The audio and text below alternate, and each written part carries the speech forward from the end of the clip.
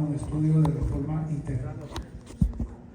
Por decreto también el presidente se había encargado de todo el sistema de la integración centroamericana. De hecho, en el mes de noviembre, a nombre del gobierno de El Salvador, me tocó entregar la presidencia por tempore que tuvimos. El Salvador tuvo la presidencia por tempore de todo el sistema de integración centroamericana, lo entregamos a Honduras. Por decreto presidencial también, ejecutivo, soy el rector de la Escuela Superior de Innovación en la Administración Pública, una escuela recién creada el año pasado que pretende capacitar, certificar a los funcionarios del Estado. O sea, tenemos que tener un servicio civil, como en los países de democracias desarrolladas, donde los empleados se sientan que le sirven al Estado y no a un partido político, y para eso hay que trabajar en la formación de los empleados públicos. Y finalmente, la otra misión que el presidente me ha dado es dirigir el Consejo Nacional de Desarrollo Sostenible.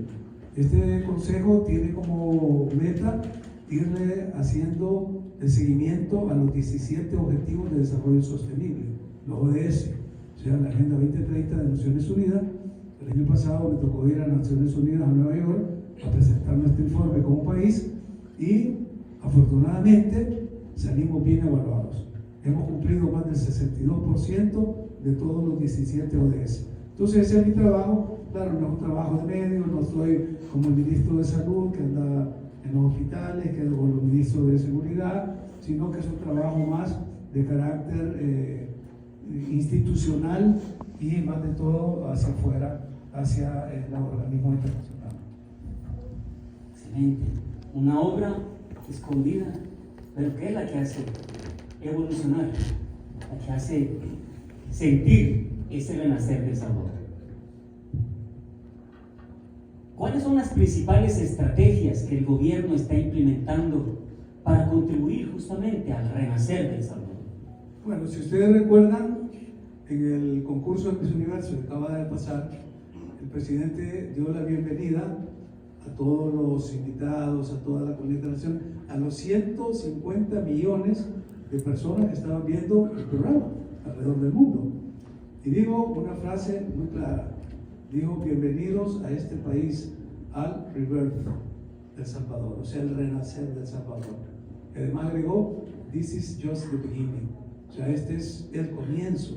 ¿Por qué? Porque los planes que tenemos para este segundo mandato, para el segundo quinquenio, son ya los del desarrollo de las grandes obras de infraestructura que no pudimos hacer en estos primeros 5 años. Y no lo pudimos hacer por varias razones. Primero, ustedes recuerdan que nos cayó el COVID, que puso en pausa más de 1 año y medio todas las actividades económicas en El Salvador. Se contrajo la economía, no hubo inversión y además teníamos una asamblea legislativa que estaba controlada por los 2 partidos, ALEN y el FMLN. Entonces cada iniciativa que el presidente mandaba a la asamblea la bloqueaban todos los préstamos como el Banco Centroamericano de Integración Económica, todas las iniciativas de desarrollo. Entonces no se podía avanzar hasta que integramos la nueva asamblea legislativa el 1 de mayo del 2021 y empezaron a desarrollarse ya todos los proyectos. Ya ustedes vieron la inauguración de la Biblioteca Nacional, el presidente ya puso la primera piedra para el próximo Estadio Nacional, cuando hizo su visita a China trajo proyectos que van para hacer toda la limpieza de las aguas hervidas en todo lo que es Sur City 1, Sur City 2. Hicimos grandes eventos internacionales que nos han puesto al país como un destino turístico por la Organización Mundial de Turismo. Antes El Salvador era puesto en rojo y advertían a la gente que no fuera a El Salvador porque era un peligro. Ahora hemos desarrollado 5 campeonatos mundiales de surf el año pasado. Tuvimos el certamen de Miss Universo a finales del año. Tuvimos los Juegos Centroamericanos y del Caribe, donde llegaron más de 5,000 atletas de 30 países. Es decir, el país ya está teniendo ese desarrollo en una industria importante como es el turismo, ha crecido exponencialmente. De hecho, es nuestra segunda fuente de divisas, porque esperábamos 900,000 turistas, llegaron 1.800.000.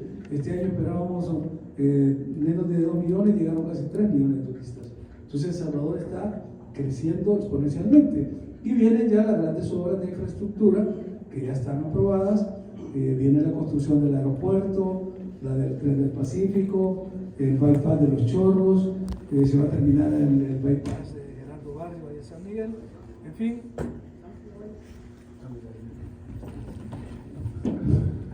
En fin, hay toda una serie de proyecciones para el crecimiento, pero no solo es la parte de la infraestructura. Estamos posicionando al país como el país de vanguardia en la era digital. Recuerden que El Salvador fue el primer país en el mundo en adoptar el Bitcoin como moneda de curso legal. Eso nos puso en el centro del debate a nivel mundial, con críticas, con ataques, con todo lo que ustedes imaginen. Y ahora, que la semana pasada, la Secretaría de Comercio y Negocio de Estados Unidos, Security Exchange Commission, ha declarado como un ETF en la criptomoneda, el Bitcoin ha subido exponencialmente. Ya está llegando casi a los $50,000 el Bitcoin, cuando estaba en 20,000, que era cuando lo criticaban. Aprobamos la ley de los activos digitales el año pasado para poder abrir la economía a inversionistas. Hay un programa que se llama Adopting El Salvador. Este es un programa en el cual hemos anunciado las Freedom Visa. Son visas que se van a extender a 1,000 individuos que lleven $1 millón cada uno.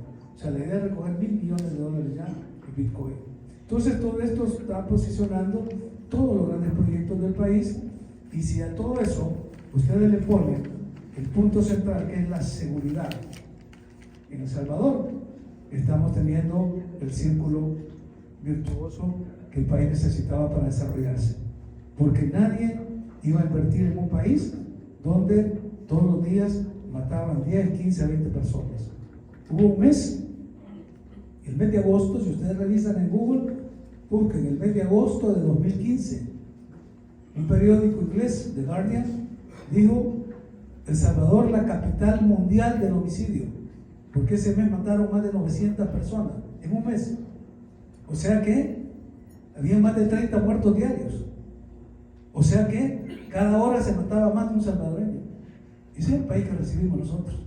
Entonces, limpiar eso, que era una herencia que recibimos de 30 años, fue una tarea titánica. Pero en menos de 2 años ya tenemos presos ahí más de 75,000 que están guardando prisión. Y no van a salir. No van a salir. Entonces, ese es el renacer de El Salvador, este nuevo país. Qué maravillosas noticias. Bueno, el micrófono no funciona, pero así funciona. No necesito micrófono. Doctor, voy a reunir algunas preguntas. Usted acaba de hablar del Bitcoin y hubieron algunas preguntas en función del Bitcoin, en el sentido de ese Bitcoin, lo que invirtió El Salvador en el Chivo Wallet. ¿Qué garantías hay que no será confiscado o perdido en los próximos años? 10, 20, 30 años. Al contrario, es decir, ese es lo que pasó en El Salvador, es que no hubo educación financiera. A todo el mundo se le pusieron $30 en una wallet, la Chivo Wallet, para que empezaran a usarlos y pudieran familiarizarse. Pero es muy difícil hacer un cambio de mentalidad. Los mayores de mi edad, nos acordamos que antes a la gente le pagaban en cash. Y yo me acuerdo que cuando empezaron a dar cheque a la gente no quería, no, yo con este papelito, no, yo quiero los billetes, decía. Y después, no, yo con un pedazo de plástico, cuando salieron las tarjetas de crédito, yo, como me decían a mí, ¿cómo creen que es un plástico y voy a comprar a un restaurante? Es decir, eso toma tiempo. Y una moneda que no la ves, el Bitcoin no se entiende, no existe, era muy difícil de hacer. Pero el presidente sí tenía la visión. ¿Por qué? Porque el mundo va hacia la economía digital. Las monedas fiat son el dólar, el yen, el yuan, el euro, la libra esterlina. Esas monedas van a tender a desaparecer. El mundo va a entrar ya con esa resolución que dio la Comisión en Estados Unidos la semana pasada. Empieza ya el despegue de las criptomonedas. Entonces, cuando nosotros compramos, el gobierno compró los Bitcoin, estaba a $40,000 el Bitcoin, a 40,000, y se desplomó, porque son monedas volátiles, y llegó a valer hasta 18,000. Entonces todo el mundo salió diciendo, El Salvador está perdiendo millones, El Salvador, el presidente ha perdido. Y dijimos, no se ha perdido ni un centavo, señores, ni $1. ¿Por qué? Porque uno pierde cuando compra caro y vende barato. Pero nosotros no estamos vendiendo. El presidente dijo, es más, hoy vamos a comprar más, hoy que está barato. Y compramos cada día más Bitcoin. ¿Por qué? Porque para nosotros es una reserva. Miren ahora que está a 50, ya estaríamos ganando 500 millones. Pero no lo estamos vendiendo, porque esa es la reserva. Ese es lo que va a sustituir a lo que teníamos antes, cuando teníamos el patrón oro, que estaban las barras de oro ahí en el Banco Central y se las llevaron y las vendieron. Ahora el respaldo va a ser esa inversión.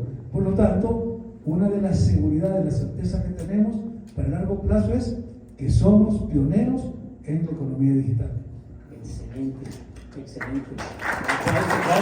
Claro que sí. Visión, paradigmas. Nos acabo de explicar los cambios de paradigmas que la humanidad vive. El tema mundial de El Salvador es la seguridad. Ese cambio drástico que ha habido, y nosotros de la diáspora que visitamos el país, lo vemos, lo sentimos. Acabo de regresar. Y eso se siente, se vive, se ve. Ahora, hubieron varias preguntas en cuanto a esa seguridad, al régimen de excepción. Trato de resumirla. ¿Por qué toma demasiado tiempo los juicios de las pandillas, habiendo creado el régimen, si tendrían que ser procesados en los siguientes 15 días? Esto ha servido de argumento para muchísimas personas y críticas mismo de la oposición. ¿Hay alguna manera que sea en el tiempo que fue establecido se responda a esta situación? Y al mismo tiempo, otra pregunta que la uno, doctor, ¿cuándo termina el régimen de excepción? Bueno, miren, por lo último, el régimen de excepción va a terminar cuando hayamos capturado a todos estos, porque todavía estamos respondiendo. Solo en los últimos meses hemos capturado más de 1,200, porque ya la gente le perdió el miedo. Entonces ya la gente nos dice dónde están. Antes tenía miedo porque si iban a denunciar al alfarero, no había regresado la persona a su casa cuando ya le habían avisado y los mataban y los amenazaban. Ahora la gente ya tiene confianza en la policía. Y ellos nos dicen, miren, están escondidos en tal parte, o este fulano se ha cambiado los tatuajes, o se han ido a las montañas de Cabaña, los hemos ido a sacar en el último cerco. Con 10,000 efectivos se capturaron a los que decían más peligrosos que estaban escondidos en las montañas de Cabaña. Entonces los vamos a levantar el régimen de excepción cuando la población esté segura. Fíjense este dato. El Cicalo, la última encuesta de Cicalo, cuando le preguntan a los ciudadanos, ¿usted apoya la gestión del presidente Bukele? El 93% dijo que sí. O sea, hay un 7% que no lo apoya. Cuando le preguntaron, ¿ustedes quieren que el régimen de excepción continúe? El 96% dijo que sí. O sea, un 3% de gente que no apoya al presidente Bukele sí quiere que siga el régimen de excepción. O sea, ¿para quién gobernamos? Dice el presidente. Gobernamos para el pueblo. El pueblo quiere que esté el régimen de excepción. Entonces, ¿por qué hay 4 críticos, uno que está en Washington, otra en Londres, que nos critican? No lo vamos a quitar si el pueblo lo está pidiendo. Es más, un candidato de la oposición hoy en el periódico sale diciendo que no lo va a quitar para seguridad del pueblo. O sea, el régimen de excepción es una garantía para el pueblo. Y esto que andan diciendo, que se violan los derechos humanos, que la policía, que se ha militarizado el país, la UCA les dio así una cachetada. La UCA, que es muy crítica al gobierno, en la encuesta que presentó esta semana, dice que el 91% de la población se siente segura con la policía y el ejército y que no ha recibido ningún tipo de maltrato. Lo dice la UCA, que es súper crítica. Entonces, ¿a quién le vamos a hacer caso? ¿A nuestro pueblo o a 4 locos que están ahí en Washington? 4 pelones. No se puede. No se puede. Entonces, vamos a seguir manteniendo la reflexión. Y sobre la otra pregunta, miren, ese es un tema muy complejo. Yo soy abogado, yo he ejercido el derecho, sé lo que cuesta, ¿no? Un juicio, imagínense, llevar un juicio en un tribunal, las pruebas y todas las evidencias, y 75,000 juicios, ¿cómo creen ustedes que se van a hacer? Entonces, había una modificación a la normativa penal. Por primera vez se está juzgando en juicios masivos, porque no se puede ir uno por uno. Si fuéramos un caso por caso, para juzgar a los 70,000, llegamos al final del siglo XXI y no hemos terminado. Entonces, se ha definido en una reforma que se hizo al Código Penal y al Código Procesal Penal que el sujeto delictivo no es el individuo, es la estructura. Entonces, cuando se captura una estructura y tiene 300 miembros, los 300 son juzgados en un solo juicio. Y la pertenencia a esa estructura criminal te hace ser criminal. Y solo por el hecho de pertenecer a esa estructura criminal, tener 20 años de cárcel. Antes no había cárcel solo por eso. Entonces, los mareros lo han capturado y si los condenaban con suerte, a los 2 o 3 años ya salían y iban a seguir matando gente. Ahora ahí se van a quedar. Bueno, si ven ustedes en el periódico El Salvador, creo que el día de ayer aparece que ya hay condenas de 300 años, 900 años, 400 años. Si esa gente no va a salir. ¿Por qué? Porque se ha permitido la acumulación de los procesos. Y eso es una sentencia de la Sala Constitucional de hace más de 4 o 5 años, que dijo que en caso de terrorismo, acuérdense que estos han acusado de organizaciones terroristas, entonces en caso de terrorismo, la acumulación de la pena vale. Y entonces si a un marero lo agarran, tiene 20 años solo por ser marero, pero violó a una niña, otros 10 años, mató a alguien, otros 30 años, y así se le va sumando hasta que hay condenas de más de 200, 300 años. En esa misma línea, qué trabajo increíble, y esto está en la boca del mundo entero. En esa misma línea, doctor, nos decían acá, cómo se responden a estas familias que dan pauta de reclamación el hecho del régimen de excepción, que hay inocentes que han sido encarcelados y que no se sabe si están vivos o dónde están, que no tienen acceso a esa información. Esa es un poco de leyenda urbana, porque yo lo he dicho siempre, toda obra humana tiene errores, o sea, no somos perfectos, estamos haciendo algo bueno, muy bueno, pero no perfecto. Y en ese margen de error, y sobre todo en una guerra, acuérdense que en marzo del 2022, cuando decretamos el estado de excepción, el presidente dijo: este día declaramos la guerra a las pandillas. O sea, estamos en guerra. Lo que está haciendo Ecuador ahorita, que ha declarado la guerra a los carteles. Y la guerra es un derecho y una obligación que tienen los estados para defender a su población. Se llama el jus ad bellum. Jus ad bellum es derecho a la guerra. O sea, un estado tiene el derecho y además la obligación de salir a defender a su población cuando es atacada. ¿Cómo no estaba siendo atacada nuestra población? Si solo, fíjense este dato, solo los últimos 2 gobiernos del FMLN, de 2009 a 2019, el informe del Instituto de Medicina Legal dijo que había 41,000 salvadoreños asesinados. 41,000 salvadoreños asesinados en 2 gobiernos. Y si vamos más para atrás, o sea, hubieron más muertos en esta guerra de las pandillas que en la propia guerra de los 80. Entonces declaramos la guerra para defender a nuestro pueblo. Por supuesto, en toda guerra hay víctimas inocentes, o como dicen, daños colaterales, y hay que corregirlo, o sea, no lo justificamos. Hay más de 6,000 personas que han recuperado la libertad porque han logrado comprobar que no tenían vinculación con la pandilla, que bueno, estaban en el lugar equivocado, en el momento equivocado, o hubo una mala denuncia o mal procedimiento, no metieron, pero están libres, más de 6,000.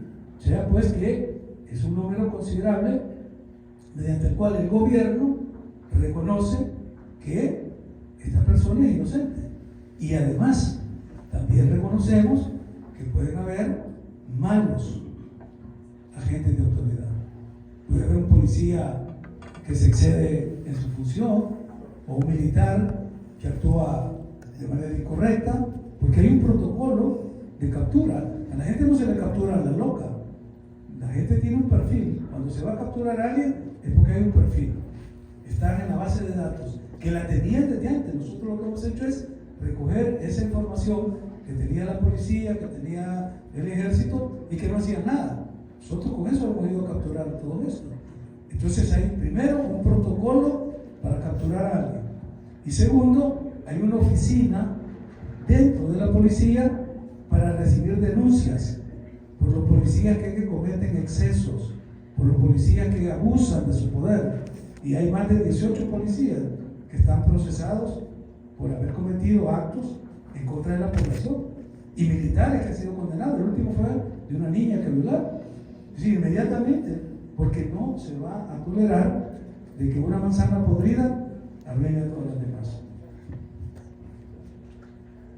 Estas preguntas voy a reunir dos preguntas, en las que se juntan. ¿Cuál es el papel del gobierno en la promoción de la inversión nacional e internacional para impulsar el desarrollo del país? Son de interés de la diáspora. Y la segunda es, en un futuro próximo, ¿se podrían tener acuerdos fiscales con Canadá con el objetivo de recibir la pensión de Canadá en nuestro país, la jubilación? Otros países de Latinoamérica ya es una realidad. ¿Hay una perspectiva en base a ese futuro para la diáspora en ese renacer? Bueno, esa es parte de la acción de ustedes. Ustedes tienen que ir y proponerlo, buscar el mecanismo compensatorio, y con gusto. Hay mucha gente que se retira de Canadá, de Europa, de Estados Unidos, y se van a vivir a los países tropicales, primero por el clima, por el ambiente, y segundo porque el costo de la vida es más barato allá. Pero esos son acuerdos que se realizan entre los estados. En cuanto a la inversión, el presidente ha lanzado la política que le llama la migración inversa. O sea que ahora es el momento de que los que salieron del país, los que ya acumularon, educaron a sus hijos, tienen sus ahorros, quieren regresar a invertir, puedan hacerlo con la seguridad de que no les va a pasar nada en sus comunidades, como sí les pasó a muchos que regresaron a querer invertir y llegando les cayó la extorsión, los robaron, los asaltaron, los mataron. Es decir, todo eso ya no va a pasar. Pero además hay toda una política de atracción de inversión de la diáspora. Tenemos registro que hay más de 120 millones de dólares invertidos por salvadoreños que han regresado a abrir restaurantes, a abrir hoteles, a comprar propiedades. Es decir, la gente está regresando.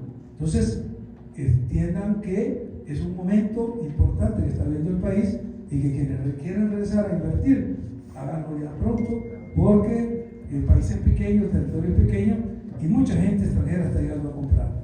Y eso va a subir los precios. Entonces, mi consejo es que si piensan invertir, háganlo cuanto antes. ¿Ya oyeron?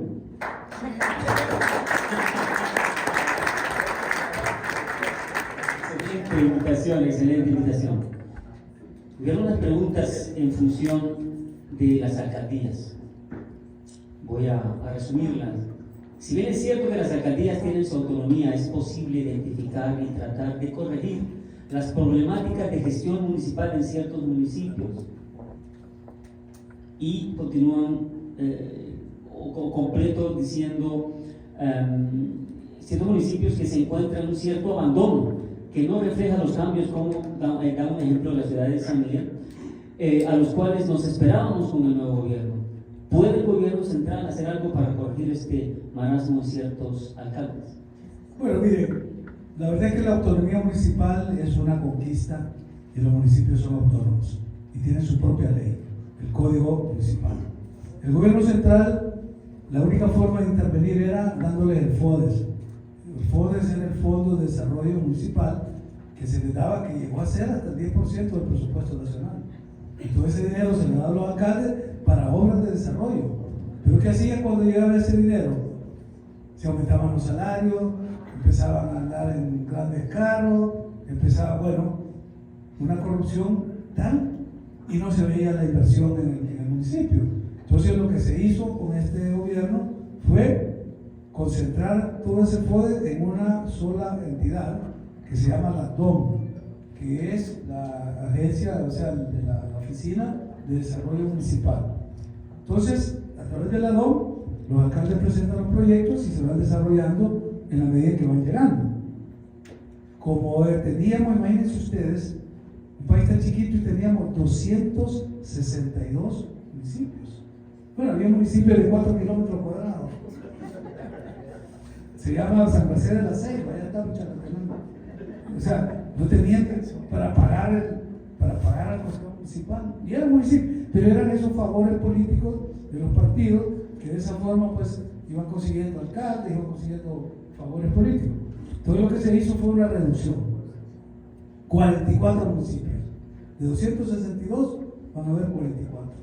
Y ahí se va a generar los polos de desarrollo municipal para hacer como microregiones en los cuales la cabecera municipal, o sea, el municipio, va a tener a los que sean absorbidos como distritos. Y lo que van a ver pues son como los delegados de distrito, pero ya no va a ser ese montón de funcionarios, el alcalde, el síndico, el regidor 1, el 2, hasta 8 regidores, para no hacer nada. Entonces es una reforma administrativa sustancial la que se ha hecho y los beneficios los vamos a ver ya a partir de mayo del otro año, como tome posesión el nuevo alcalde. Excelente, excelente. Quería remarcar que hay un brillo en sus ojos en este momento. La calidad de sus respuestas. Doctor, resumo dos preguntas, le hago dos preguntas que tienen que ver con este renacer del Salvador que estamos siendo testigos en función de la población, de necesidades de la población. Lo resumo así. En los próximos 5 años, la administración del presidente Bukele, los que vienen, porque tenemos la seguridad que van a ser electos, ha pensado hacer reformas al sistema de educación, haciendo continuidad al proyecto de atención a la niñez de la primera dama y preparando esta generación de nuevos salvadoreños. En la misma línea, hablando del ciudadano, del salvadoreño, este gobierno salvadoreño tiene planeado en un próximo mandato desarrollar un programa público para las personas mayores que están jubiladas y que no son autónomas o que son semiautónomas. Por ejemplo, que tenga personal calificado a disposición, enfermeras, farmacias y acceso a servicios básicos. Bueno, miren, fíjense bien este dato y anótenlo, porque nunca, jamás antes lo habían escuchado. Anoto. Primera vez en este gobierno que El Salvador pasa de 5 puntos del PIB en educación. 5 puntos del PIB en educación. El primer rubro del presupuesto nacional es para educación. Educación.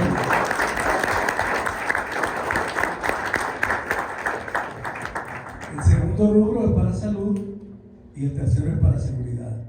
¿Por qué? Porque un pueblo educado es un pueblo libre.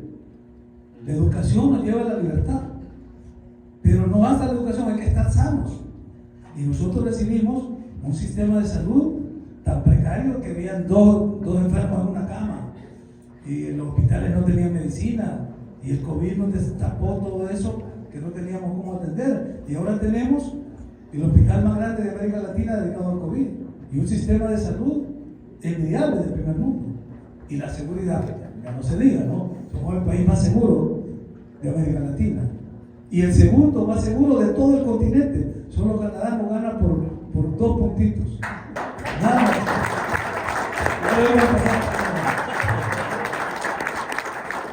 Entonces la educación es la prioridad. Y fíjense bien cómo estamos apostando a la educación, porque tú nos mencionabas los programas de la primera dama.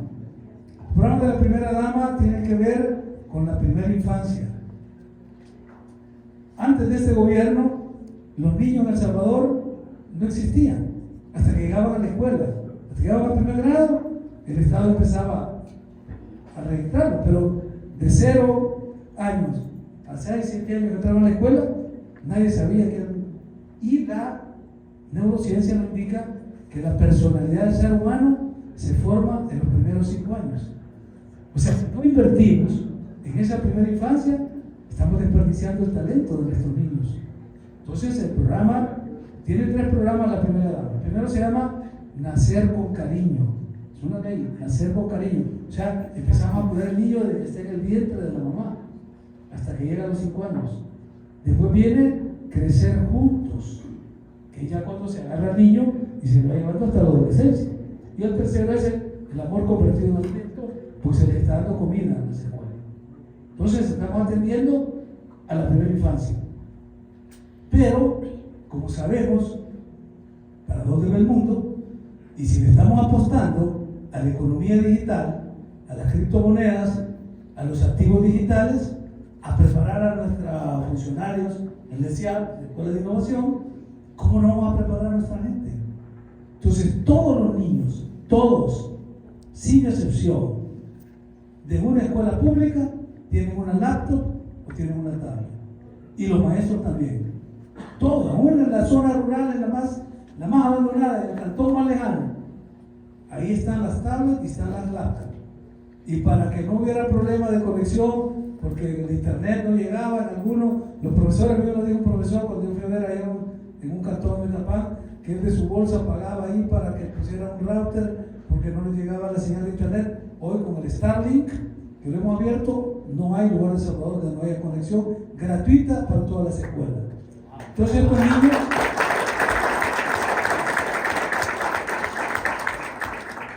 ¿cómo estamos alfabetizando a estos niños? ¿Cómo estamos educando a estos niños? Con un programa que se llama Google Classroom. Pues estos niños están aprendiendo a leer, a escribir, a sumar y a contar, no como lo hicimos nosotros, como el silabario, ¿verdad? Mame, mi, mamú, tratando con los abacos, no. Estos están ya con estos programas. O sea, esta generación, dentro de 10, 15 años, van a ser lo que van a estar en el mundo, no vamos a estar en los primeros puestos. Porque nuestra educación, nuestra gente se está preparando para la 4ª revolución industrial. Ya estamos en plena revolución industrial y estamos llenando ese vacío con los niños desde primaria hasta la universidad. Entonces la apuesta para la educación es una apuesta en el talento humano, porque somos pioneros en crear talentos humanos. Somos orgullosos de todo lo que logramos afuera. Bueno, y tuvimos el astronauta en el espacio que rompió el récord, a Frank Rubio. Entonces, ¿cómo no vamos a ser capaces de producirlo en nuestro país? Pero eso requiere educación, educación y más educación.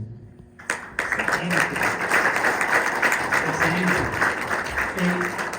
Doctor, para un segundo mandato, 5 años más que vienen, ¿cuáles son sus contribuciones o responsabilidades que usted prevé en ese mandato?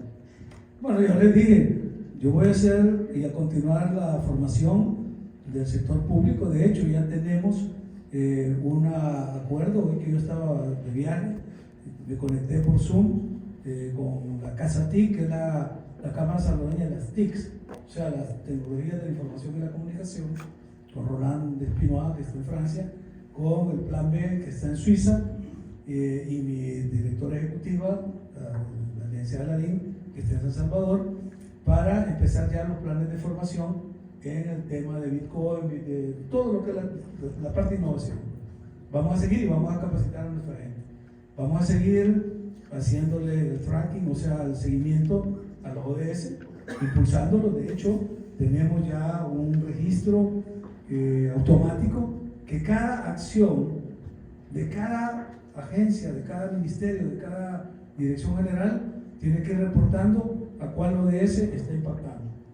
Y como les decía, hemos pasado la prueba en todos los sectores, en reducción de la pobreza, en el agua potable, en el número 8, que es el trabajo decente. Es decir, todos los objetivos los estamos cumpliendo. Entonces yo voy a seguir como presidente de este consejo. Y luego, pues, las delegaciones que el presidente me hace de ir a representarlo en muchas de las tareas internacionales. La última fue la coronación del rey de Inglaterra, el entronamiento del emperador de Japón.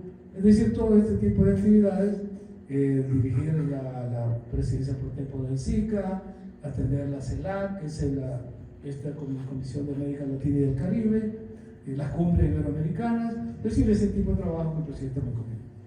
Dentro de esa línea, lo escuché en un medio de las redes sociales hablar del trifinio. ¿Cuál es ese plan de trifinio? Bueno, ahí está el director, venga. Él es el director del trifinio. Es que soy de Metapán y no me podía dar la pregunta. Que le cuente que es el trifinio. Bueno, buenas noches a todos. Yo lamentablemente no hablo francés, pero hablo español. No, miren rápidamente, porque aquí la estrella es el vicepresidente y candidato a la vicepresidencia, pero sí decirles que Trifinio es un tratado desde hace más de 30 años entre El Salvador, Guatemala y Honduras, y la novedad de esto es que trabajamos e intervenimos en 7.500 kilómetros cuadrados, que son 45 municipios de los 3 países. Pero ¿qué es lo importante? Eso es la cuenca, la parte alta, la cuenca alta del río Lempa. Ustedes saben que el río Lempa tiene, la cuenca hidrográfica tiene alrededor de 18.000 kilómetros cuadrados, pero la parte alta, donde nace realmente el río Lempa, porque todo el mundo decía antes el río Lempa nace detrás de la iglesia de Esquipulas, no, nace en el valle de Esquipulas, se alimenta el valle de Ocotepeque, pero también le sumamos todo lo que irriga en el enfoque de cuenca, Metapán, por supuesto, el entorno sur de Metapán, Citalá, San Ignacio, La Palma.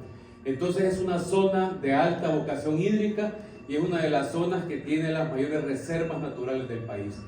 Cuando ustedes vayan a El Salvador, tienen que visitar la reserva de Montecristo en Metapán. Correcto. En Metapán tenemos una reserva que se llama San Felipe, San Diego de las Barras, 2.000 manzanas de lava en la que ha nacido un bosque tropical. El Metapán es un complejo volcánico y un complejo lagunar. Entonces lo que trabajamos, y el vicepresidente es parte de la comisión internacional que la integra los 3 vicepresidentes, el de Guatemala, el de El Salvador y el de Honduras, que se llama designado presidencial. La cartera de inversiones que tenemos hoy con todos nuestros socios es de más de 50 millones y principalmente estamos trabajando en el tema de protección de reservas, de protección de cuencas hidrográficas, y en El Salvador nuestro trabajo también está alrededor de la promoción de producción controlada. Promovemos mucho la producción en invernaderos, en casas mayas. Tenemos planta, la vicepresidencia de El Salvador tiene planta de fertilizante orgánico a partir de cerdaza o gallinaza biodigestada, que es el fertilizante orgánico que contamina menos, pero también tenemos granjas avícolas, estamos mejorando genéticamente todo el tema de las gallinas en la región Trifinio. Tenemos un restaurante escuela en Metapán, tenemos un centro, un hub de emprendimiento e innovación, y en una alianza con la cooperación italiana y el Instituto Italo-Latinoamericano estamos llevando todo el tema de acceso a tecnologías ad hoc para el tema de la agricultura. Entonces, estas son las cosas que muchas veces la gente no conoce de lo que hace el vicepresidente, pero hay un liderazgo importante que nos ha permitido que nuestros socios sean el Banco Centroamericano de Integración, el BID, el Banco Mundial. También tenemos una fuerte relación con la cooperación italiana. Los mismos recursos de USAID están invirtiendo $12 millones en la región, con el banco alemán KfW. Entonces es un proyecto que tiene, digamos, ese gran impacto. Yo termino diciendo, como digo siempre en San Salvador, cuando usted se baña, le decimos, y cuando ustedes vayan a San Salvador y se bañen en San Salvador, díganle gracias Metapán, porque esa agüita con la que me estoy bañando llega de Metapán. Y miren, ustedes saben la importancia del río Lempa. No solo son 390 kilómetros que atraviesan el país, el río Lempa toca 138 municipios de El Salvador, pero además de eso el río Lempa son 4 represas hidroeléctricas, 2 grandes distritos de riego. El río Lempa significa casi el 60% del agua potable del Gran San Salvador. Entonces trabajar en esa zona es trabajar en un punto de gran sensibilidad estratégica del país. Muchos no saben que entre Metapán, Guatemala y El Salvador, en la región de Metapán, tenemos un acuífero transfronterizo de casi 500 kilómetros cuadrados. Y entre Ocotepeque y Citalá, otro acuífero de casi 600 kilómetros cuadrados, es decir, están bajo la frontera y son parte de las cosas que hay que proteger y cuidar en el país. Así es que yo con este pequeño resumen doy respuesta a la invitación que me da el vicepresidente. Muchísimas gracias. Excelente. Bueno, próximo viaje a El Salvador, Metapán. Apúntenlo. Apúntenlo. Doctor, para la diáspora es importante obtener información, es importante estos diálogos. Gracias por permitirnos hoy conversar acerca de ese renacer de El Salvador.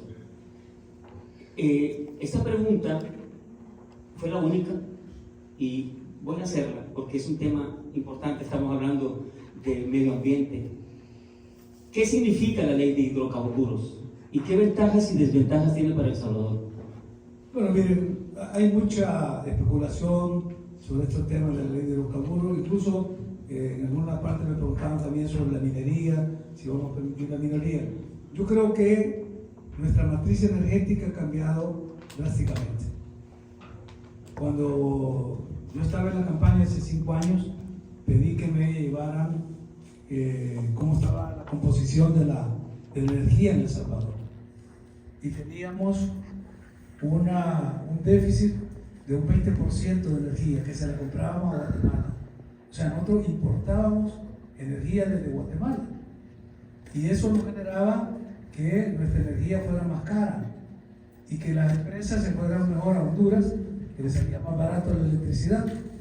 Pero ahora, después de 5 años, la matriz energética ha cambiado y ya no compramos energía a Guatemala, nosotros vendemos, estamos exportando energía y la matriz cambió. En esa época no había energía solar, no era el 1%. Ahora tenemos un importante aporte de energía solar. Energía eólica no existía. Ahora en Metapán está la empresa Ventos, está produciendo 60 megavatios de estas torres que producen energía del aire. Tenemos energía biomasa que se genera del bagazo de la caña de azúcar, la procesan los ingenios y se está produciendo casi un 15% de la matriz viene de biomasa. Y nuestro tesoro, que es lo más grande, que es la energía geotérmica.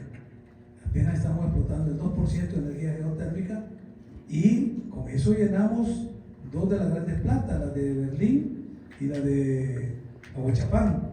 Pero ya en Chinameca se van a abrir 4 plantas más, se va a abrir otra en San Vicente y la del volcán Conchagua, que es donde se va a construir la Pico y Siria.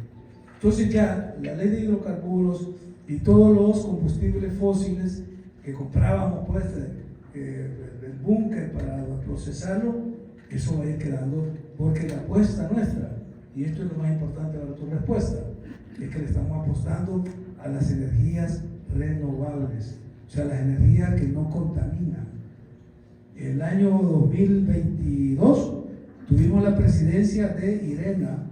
IRENA es la International Renewable Energy Agency, o sea, la Agencia Internacional de Energías Renovables. Nos escogieron a nosotros porque El Salvador era el pionero en estos temas. Así que, para satisfacción de todos, nuestra apuesta no es a hidrocarburos, es a energía renovable. Excelente.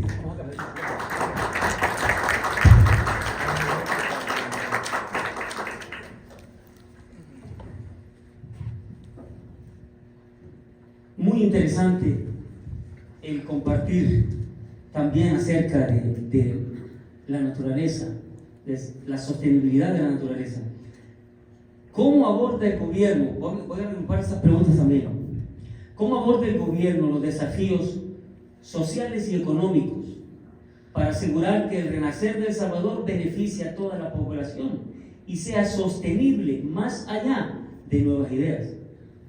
Bueno, miren, cuando nosotros lanzamos el plan Cuscatlán, el presidente Bukele dijo: yo no voy a hacer el plan de gobierno de Bukele ni el plan de gobierno de Nuevas Ideas, voy a hacer el plan de gobierno del pueblo, lo que el pueblo quiera.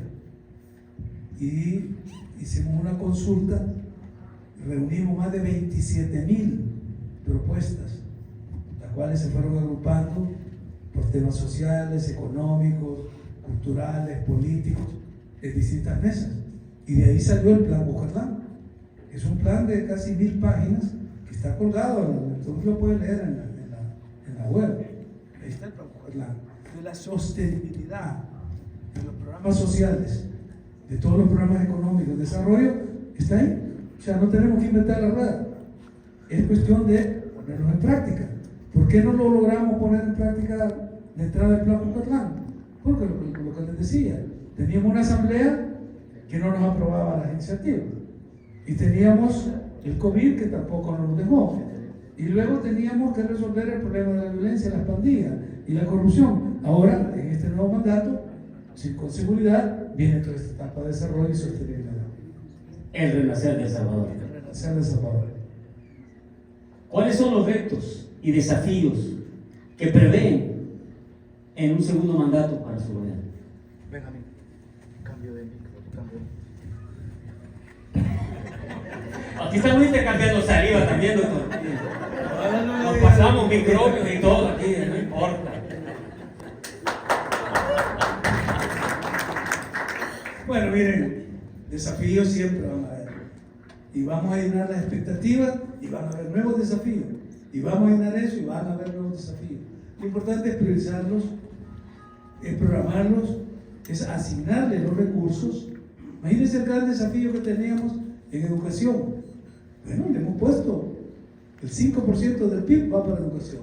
El desafío que tenemos en salud, ahí está. Y el segundo rubro más importante del presupuesto.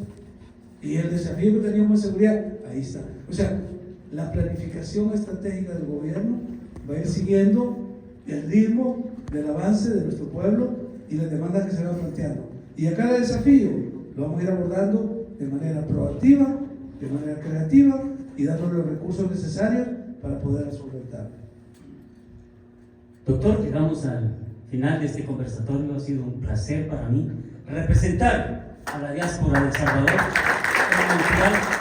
tener este privilegio y si me permiten ustedes resumir este tema del renacer de El Salvador en compañía del candidato a la vicepresidencia de la República de El Salvador, el señor doctor Félix Ulloa, es un renacer que apunta y que apuesta a la sostenibilidad en todos los ámbitos: el desarrollo económico, el desarrollo natural, los recursos naturales y sobre todo lo que hemos escuchado es los recursos humanos.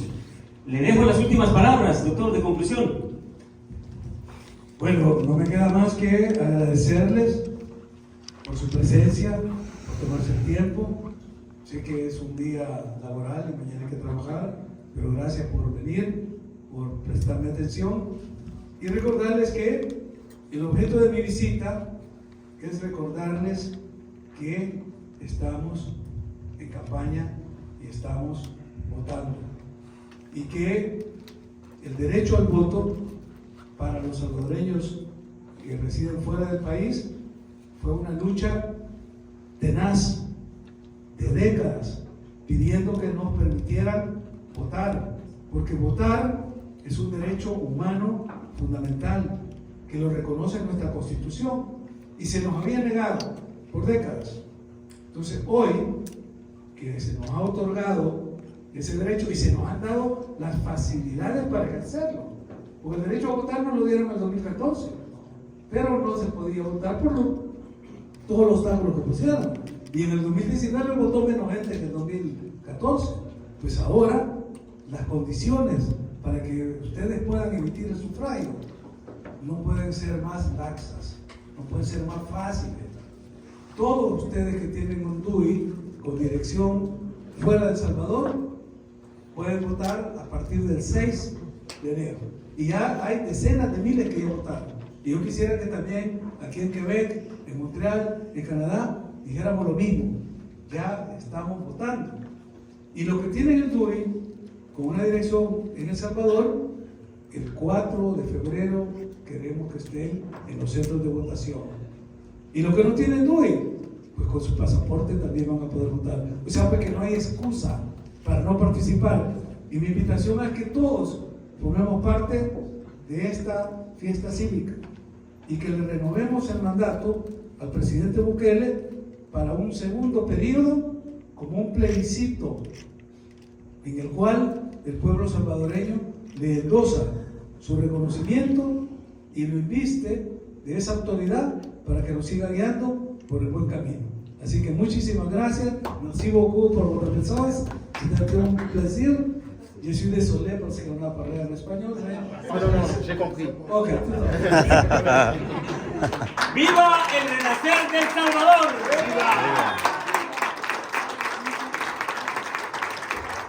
Gracias, doctor, y por fomentar la unidad de la diáspora salvadoreña aquí en Montreal.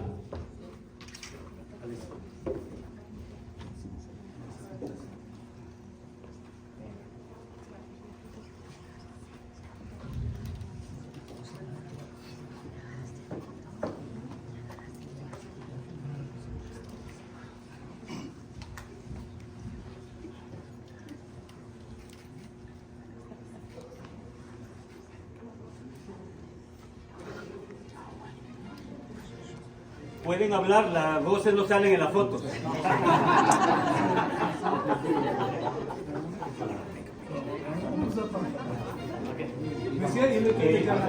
Por favor, las personas que quieran tomarse una foto.